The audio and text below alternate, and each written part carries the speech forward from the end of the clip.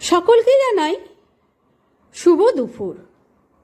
আজকে দুপুরে আমি রান্না করে ফেললাম ভাত, আর রেখেছিলাম শুক্তো।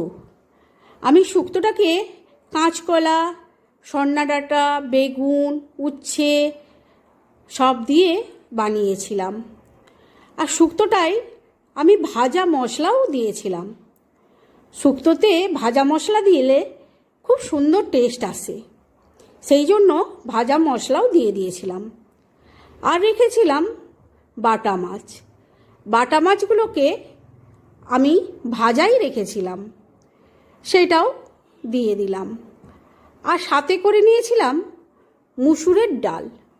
মুসুর ডালকে আমি ধনেপাতা, পেঁয়াজ কুচি, লঙ্কা, তেজপাতা সব দিয়ে সাঁতুলে নিয়েছিলাম বেশ চাপ চাপ করে। তোমাদের কার কেমন লাগলো জানিও, পাশে থেকে।